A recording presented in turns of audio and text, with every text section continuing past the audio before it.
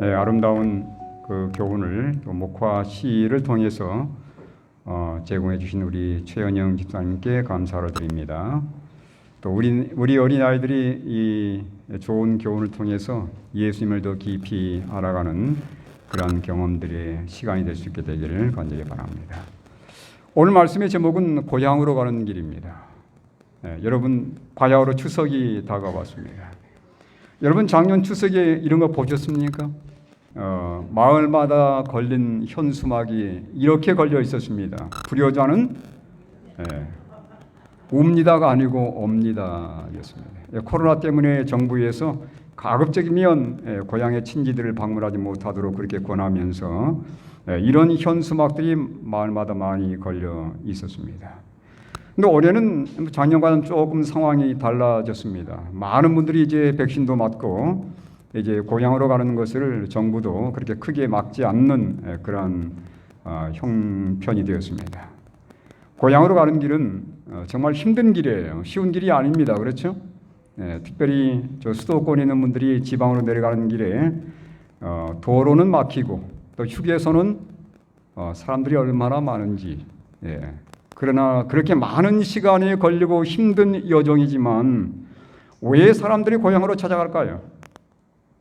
거기는 나를 맞아주시는 부모님이 계시고 또 형제들이 있고 또 친구, 친척들이 살고 있기 때문입니다. 그래서 비록 힘들고 어려운 길이지만 우리는 그 시간과 또 에너지를 마다하지 않고 고향을 찾게 됩니다. 저는 이번에도 이 많은 사람들이 고향을 찾아가는 이 장면들을 보면서 이스라엘 백성들의 고향을 한번 생각해 보게 되었습니다. 이스라엘 백성들에도 고향이 있었어요. 이스라엘 백성들의 고향은 과연 어디였을까? 조상 아브라함이 인생 말년을 보냈고 생을 마감한 곳이었습니다. 뿐만 아니라 이삭이 태어났고 야곱이 태어나서 일생을 지내던 곳이었어요. 어디였습니까?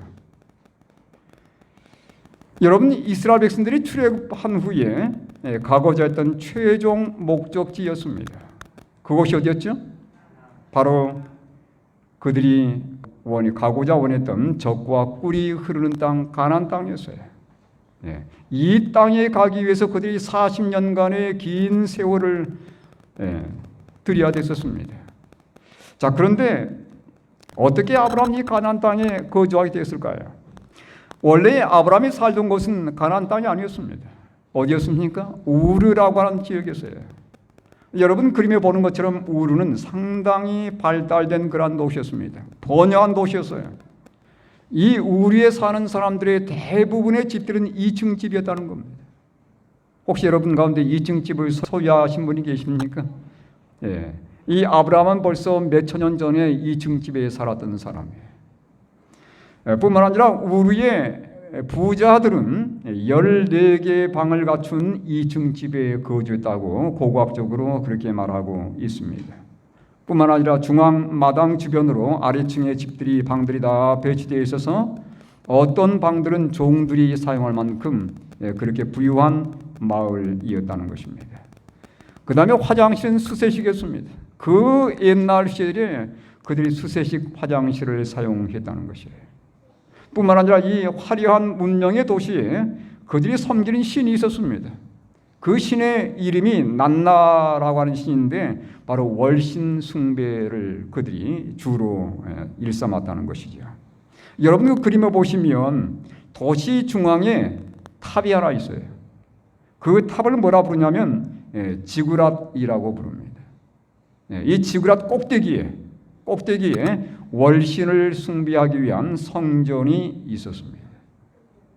이곳이 바로 아브라함이 살던 곳이었어요. 아주 번영된 도시였고 전혀 부족함을 모르는 그러한 상태에서 아브라함이 이곳에서 생애를 보내게 되었습니다. 여러분이 이 아브라함의 아버지 이름이 뭐냐면 데라예요. 이런 환경 속에서 데라가 살았기 때문에 그가 하나님에 대한 지식을 갖고 있음에도 불구하고 거의 대부분 그 마을 사람들의 그 성향에 따라서 우상을 숭배하는 사람이 되었습니다. 여기 여호수아서 24장 2절과 3절에 보시면 여호수아가 모든 백성에게 이르되 이스라엘 하나님 여호와께서 이같이 말씀하시기를 옛적에 너희의 조상들 곧 아브라함의 아버지 나홀의 아버지 데라가 강 저쪽에 거주하여 다른 신들을 섬겼다고 말씀하고 있어요. 그래서 어떤 의미에서는 이 아버지 아브라함의 아버지 데라는 우상을 섬기는 사람이었습니다. 하나님을 전적으로 섬기기보다는 우상을 섬기는 것에 더 많은 관심을 가졌던 사람이었어요. 그런 사람에게서 아브라함이 태어난 겁니다. 그러니까 아브라함이 순전하게 하나님을 믿는 것은 결코 쉬운 일은 아니었을 것입니다. 어떻게 아브라함이 이런 환경 가운데서 하나님을 개인적으로 만나고 하나님을 믿는 그러한 사람이 되었을까 하는 것이에요. 상당히 의문이 좀 듭니다. 자, 여러분 여기 성경의 그 내용들을 좀 살펴보시면 특별히 창세기 11장 10절로 26절에 보면 족보들이 쫙 등장하고 있어요. 그 족보들이 틀림이 없는 것이라면 이런 결론을 내리게 됩니다. 여러분 아브라함이 탄생했을 때 누가 여전히 살아있었냐면 노아가 살아있었어요. 892세였습니다. 그리고 셈이 그의 아들 셈이 살아있었는데 390세였어요. 네. 노아가 950세에 죽었습니다. 그래서 이 아브라함은 노아와 58년간 그 산 시간이 겹치게 되고 셈은 600세에 죽었기 때문에 셈과는 210년을 동시대에 아브라함이 살았다는 결론이 나오게 되는 거예요. 그래서 이 아브라함은 그의 아버지 데라에게서보다는 누구한테서요? 그의 선조 가운데 한 분이었던 노아나 셈에게서 참된 하나님에 대한 지식을 얻었다고 결론을 내릴 수 있는 것입니다. 네. 참 하나님에 대한 지식을 거기서 얻은 거예요. 그가 살던 우르는 우상 집단지였습니다. 우상을 섬기는 지역이기 때문에 많은 사람들이 우상에 물들어 있었고 그의 아버지조차도 우상에 물들어 있었어요. 그래서 아버지에게서보다는 오히려 이 노아나 셈에게서 참된 하나님에 대한 지식을 얻었다고 결론 내릴 수 있습니다. 여기 영감의 글을 보겠습니다. 부조 선지자 125쪽입니다. 아브라함은 미신과 이교 신앙 가운데서 자랐다. 심지어는 하나님에 대한 지식을 보존하여 왔던 그의 아버지의 가족들까지도 그들을 둘러싼 유혹적인 가마에 굴복하여 여호와보다도 다른 신들을 섬겼다 그랬습니다. 우상 숭배는 사방에서 그를 유혹하였으나 허사였다. 신실치 못한 자들 가운데서도 신실하며 만연하고 있는 배교에도 부패되지 않은 채 그는 유일하신 참 하나님을 예배하는 일을 끝까지 고수하였다. 예. 정말 어려운 환경 가운데서 끝까지 여호와 하나님을 그의 하나님으로 섬길 수 있었던 것은 누구의 덕분이에요? 노아나 셈과 같은 하나님 말씀을 계속해서 순전하게 보존해왔던 그분들 덕이었다고 볼 수 있는 것입니다. 이 하나님께서 아브라함을 부르셨어요. 근데 아브라함이 부름받을 때 그 당시 나이가 그렇게 젊은 나이가 아니었습니다. 그가 먼저 우리에서 하나님의 부르심 받고 가나안 땅으로 가던 길에 중간에 어디에서 잠깐 정착하냐면 하란에 머물게 됩니다. 그가 하란에 머무는 동안에 하나님께서 그에게 두 번째 음성을 보내셨어요. 어디로 가라는 겁니까? 가나안 땅으로 가라고 말씀하는 겁니다. 물론 그 당시에 가나안 땅이라고 말씀하지 않았어요. 내가 내게 일러줄 땅으로 가라고 말씀한 겁니다. 그러면서 뭐라고 말씀하냐면 여호와께서 아브라함에게 이르시되 창세기 12장 1절입니다. 너는 너의 고향과 친척과 아버지의 집을 떠나 내가 내게 보여줄 땅으로 가라. 누굴 떠나라고 말씀하셨습니까? 고향을 떠나라는 것입니다. 친척을 떠나고 아버지의 집을 떠나라고 말씀하세요. 왜 떠나라고 말씀했을까요? 거기에 계속해서 남아있는 한 우상 숭배의 영향력을 피할 수 없을 것이기 때문에 그렇습니다. 그의 친척과 그의 가족과 그의 친구들이 다 우상 숭배자들이에요. 그 틈새에서 하나님을 온전히 섬기기란 결코 쉬운 일은 아니었습니다. 그래서 하나님께서 그로 하여금 그의 고향과 친척과 아버지의 집을 떠나라고 말씀한 거예요. 그러면서 그에게 놀라운 약속을 주셨습니다. 너의 후손이 얼마나 많겠다고 말씀하셨어요. 하늘의 별처럼 그리고 해변의 모래처럼 많을 것이라고 약속을 하시면서 그로 하여금 그의 고향집을 떠나도록 그렇게 지시하셨습니다. 그래서 아브라함은 그 당시에 유지였고 사람들에게 선한 가마를 끼치면서 모든 물질에 풍족한 사람이었습니다. 그런 아브라함을 하나님께서 뭐라고 말씀하세요? 떠나라고 말씀하세요. 그것도 젊은 나이가 아닙니다. 나이가 이제 연만해졌어요. 75세의 나이인데 하나님께서 떠나라고 말씀하시는데 여러분 가운데 75세의 나이에 하나님께서 전혀 알지 못하는 생면부지의 땅으로 가라고 하신다면 여러분 우리 가운데 떠날 사람이 몇 분이나 될 것 같습니다. 이 아브라함 믿음이 보통 믿음이 아니에요. 근데 그는 떠날 때 조건을 결코 따지거나 묻지를 않았습니다. 하나님 제가 갈 곳에 기후는 좋은 곳입니까? 제가 거기 가면 경작을 해야 되는데 그곳에 이 산물은 풍성하게 맺히는 곳입니까? 그리고 제게 한 달에 얼마큼 봉급을 주겠습니까? 전혀 묻지 않고 아브라함은 하나님께서 말씀하셨기 때문에 이 천지를 주신 하나님께서 그의 모든 일생을 책임질 것을 믿고서 단순한 순종의 마음으로 그 땅을 향해서 떠나는 것이에요. 히브리 11장 8절에 뭐라고 말씀합니까? 믿음으로 아브라함은 부르심을 받았을 때 순종하여 장래의 유업으로 받을 땅에 나아갈새 갈 바를 알지 못하고 나아갔습니다. 한 번도 가보지 않은 땅입니다. 여러분 그 당시에 교통이 발달하지 않았기 때문에 오늘날처럼 여행이 자유로운 때가 아니었습니다. 그러니 한 번도 가보지 않은 그 땅, 어떤 사람들이 사는지도 몰라요. 그곳을 가야 되는 겁니다. 거리가 얼마큼 되냐면 우리에서 아브라함이 첫 번째 당도했던 그 마을 이름이 세겜이에요. 그곳까지 2,500km가 됩니다. 그래서 한번 이 계산해 봤어요. 하루에 그가 이제 많은 가족들을 데리고 가기 때문에 빨리 갈 수 없습니다. 하루에 20 내지 30km를 간다고 가정한다면 약 4달 걸려서 갈 수 있는 거래요. 그리고 사막을 통과하기 때문에 얼마나 더운 지역들입니까? 그런데 하나님께서 이끄신 그 길을 아브라함은 결코 불평하지 아니하고 믿음으로 그 길을 따라가는 것이에요. 40일 동안 물론 뭐 정확하게 40일이었을지는 모르겠습니다만은 어쨌든 긴 세월을 소비하면서 이 가나안 땅까지 그는 여행을 하게 되었습니다. 여러분 가나안에 당도한 다음에 제일 먼저 여러분이라면 뭘 하겠습니까? 먼저 집을 구해야 될 거 아닙니까? 아마 이 아브라함이 이제 평생 살 곳이라 생각하고 가장 먼저 집을 짓는 일에 마음을 들 수 있었을 것입니다. 그런데 아브라함은 그렇게 하지 않았어요. 어디에 살았다고 말씀하고 있습니까? 히브리 11장 9절에 보니까 믿음으로 그가 이방의 땅에 있는 것 같이 약속의 땅에 거류하여 동일한 약속을 유업으로 함께 받은 이삭 및 야곱과 더불어 어디에 거하였으니 장막에 거했다는 것입니다. 장막이 뭐예요? 쉽게 말하면 텐트예요, 텐트. 아브라함은 텐트에 살았다는 사실입니다. 그는 집을 건축하지 않았습니다. 그리고 어디에 거주했냐면 텐트에 거주했습니다. 여러분 텐트에 살아본 적 있으십니까?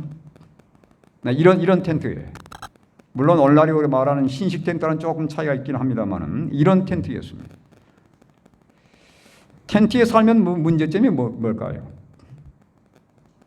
제가 텐트에 살아본 적이 있습니다. 처음 목회 나왔는데 교회가 아주 좀 오래된 교회였습니다.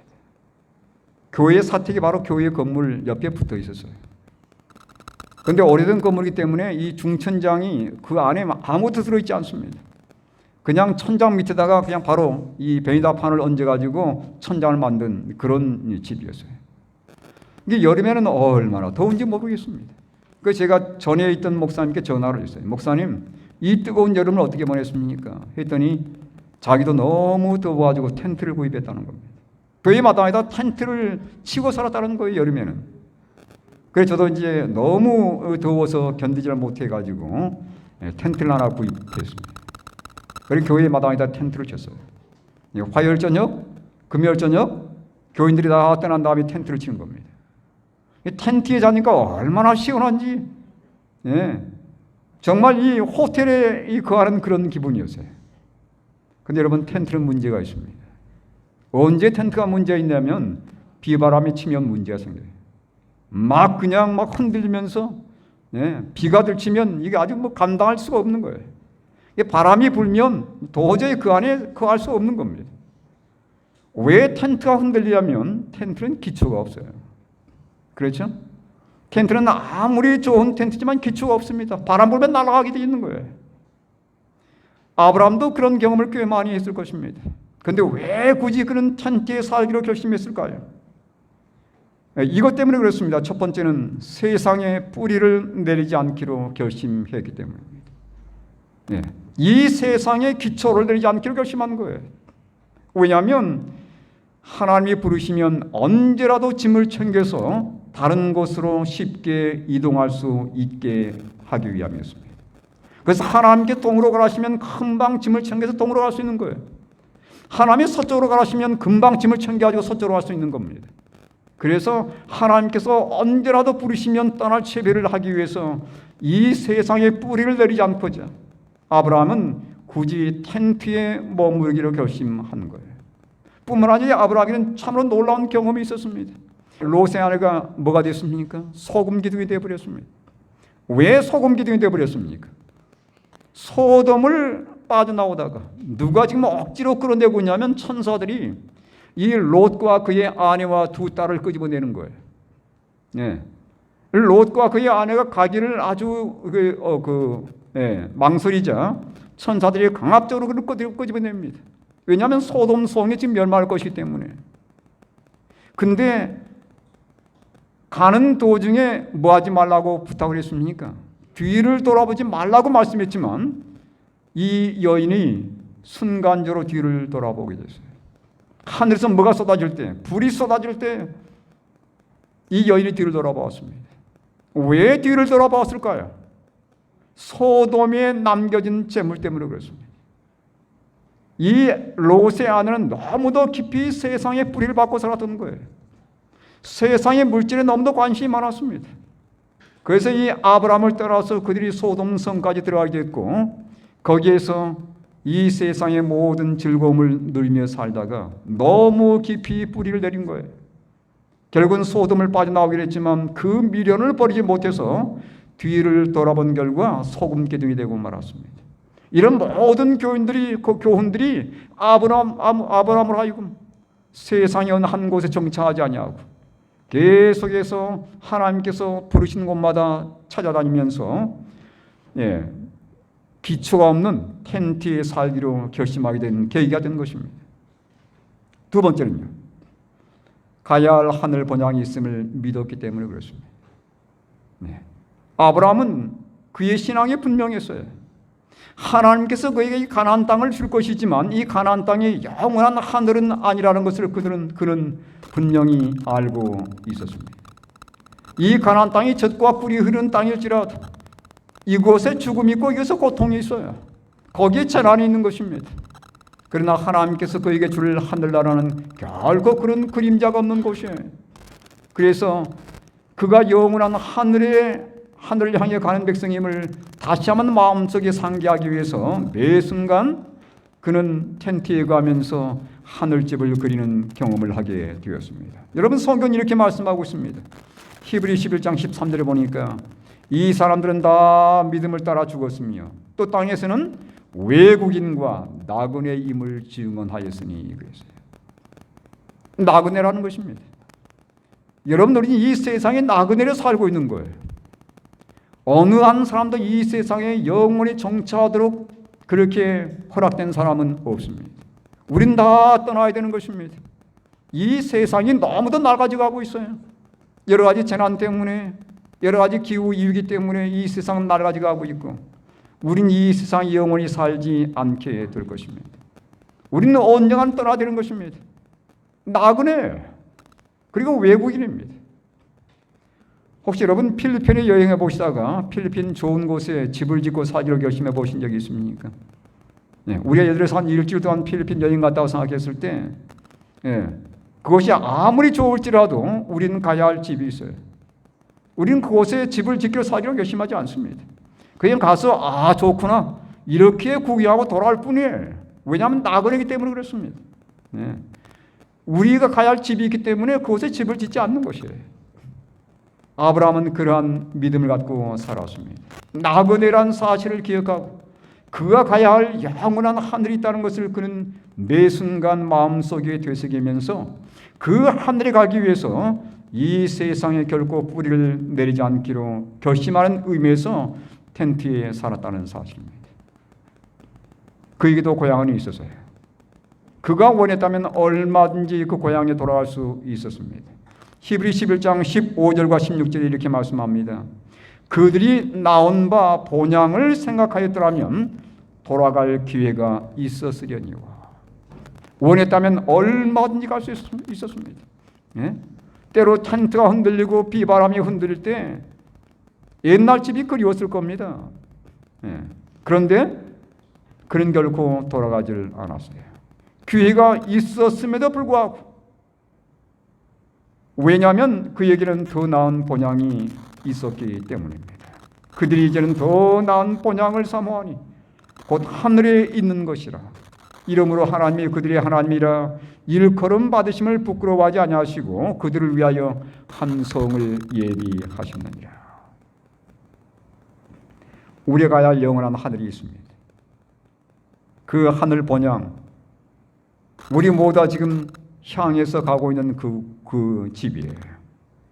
히브리 11장 10절에 하늘집의 특징을 이렇게 말씀하고 있습니다. 이는 그가 하나님이 계획하시고 지으실 터가 있는 성을 바랐습니다. 이렇게 말씀하고 있습니다. 여기 계획이란 말은 무슨 뜻이냐면 설계란 말입니다. 누가 하늘집을 설계하신 분입니까? 하늘집을 완벽하게 설계하실 분은 한 분밖에 없어요. 그분은 바로 우리 주 예수 그리스도이십니다. 뿐만 아니라 그 하늘집을 건축하실 분이 누굽니까? 지으실 이 말은 건축하다는 말입니다. 하늘집을 전혀 어떤 하자 없이 지으실 분은 한 분밖에 없습니다. 그분이 누구냐면 예수 그리스도이세요. 그리고 하늘집의 특징은 뭔가요? 텐트는 기초가 없어요. 기초가 없기 때문에 흔들리는 겁니다. 근데 하늘집은 왜 흔들림이 없을까요? 거기는 터가 있단 말이에요. 터란 말이 기초란 말입니다. 하늘집은 튼튼한 기초가 있기 때문에 세상에 어떤 것으로도 흔들릴 수 없는 것입니다. 우린 지금 이 하늘집 향해서 계속 나아가고 있는, 여행하고 있는 하나님의 백성들임을 결코 잊지 않게 되기를 바랍니다. 여러분, 왜 예수님께서 목수였습니까? 하고 많은 그 직업 가운데 예수님께서는 목수직을 선택하셨어요. 그리고 목수집에서 태어나셨습니다. 그래서 그분도 목수 일을 배우시는 거예요. 여러분, 목수가 하는 가장 큰 일은 어떤 일입니까? 물론 자질을 그려한 어떤 도구를 만드는 것 그만이 아니에요. 목수가 하는 가장 큰 일은 어떤 것입니까? 집을 짓는 일이에요. 집을 짓는 일이에요. 그러니까 왜 예수님께서 목수 직업으로 이 땅에 오시냐면 하늘집을 건축할 것에 대한 보장으로 이 땅에 목수직을 선택하신 겁니다. 내가 너희를 위해서 하늘집을 지을 거야, 이 보증이에요. 여기 원고, 파이프닝이 기록한 원고 34쪽입니다. 1899년에 기록된 말씀인데, 나사렛 동네에서 목수로 일하신 그분은 그의 이름이 존귀 여김을 받을 집을 설계하신 하늘의 건축 기사이다. 왜 그분이 땅에 목수로 오셨습니까? 내가 장차 너희를 위해서 하늘집을 건축할 거라는 겁니다. 그러니 결코 염려하지 말라는 거예요. 이 세상에서 나그네이고 이 세상의 외국인이지만 너희가 장차 거주할 하늘에서는 영원한 흔들림이 없는 집이 있다는 얘기입니다. 우리 예수님께 친히 약속하지 않았습니까? 너희는 마음에 근심하지 말라. 하나님을 믿으니 또 나를 믿으라. 내 아버지 집에 거할 곳이 많도다. 그렇지 않으면 너희에게 일렀으리라. 내가 너희를 위하여 거처를 예비하러 가노니 가서 너희를 위하여 거처를 예비하면 내가 다시 와서 너희를 내게로 영접하여 나 있는 곳에 너희도 있게 하리라. 여기 빨간 글씨로 기록된 거할 곳이 많도다. 영어로는 이렇게 되어 있습니다. Many mansions, many mansions. 하늘집에는 수많은 그 대저택들이 있는 것입니다. 맨션은 대저택을 말하는 거예요. 여러분 맨션 못 보셨죠? 이것이 바로 맨션입니다. 이게 옛날에 지어진 맨션들이에요. 그러니까 이런 맨션을 기억하면서 이 저자가 맨션이라는 단어를 쓴 겁니다. 이 맨션은 외부의 사람들이 들어올 수 없는 곳이에요. 그만큼 보안이 철저한 곳입니다. 그 다음에 오랜 세월을 지나도 잘 무너지지 않는 아주 튼튼한 집들이에요. 우리 하나님께서 예수님께서 건축할 하늘 도성이 바로 이런 곳입니다. 거기에 많은 맨션들이 있어요. 거기 아름다운 정원들이 있고 외부에 어떤 사람도 침입할 수 없는 그런 곳입니다.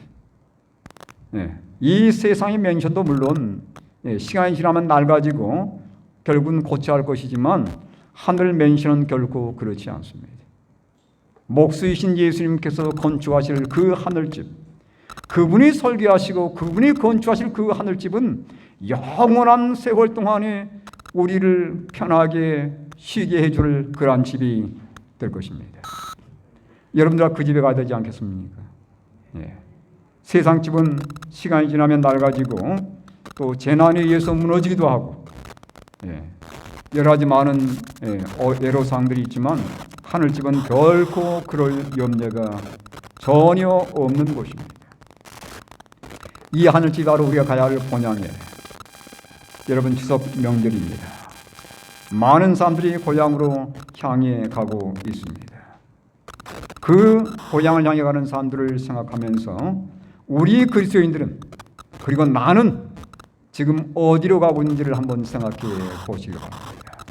우리 모든 믿음의 가족들은 하늘집, 우리 예수님께서 튼튼하게 건설해 놓으신 그 집을 향해서 가고 있는 백성들임을 기억하시고 이 추석 명절 잘 보내시고 다음 한 주에 또 건강한 모습으로 여러분 모두를 교회에서 뵙도록 하겠습니다.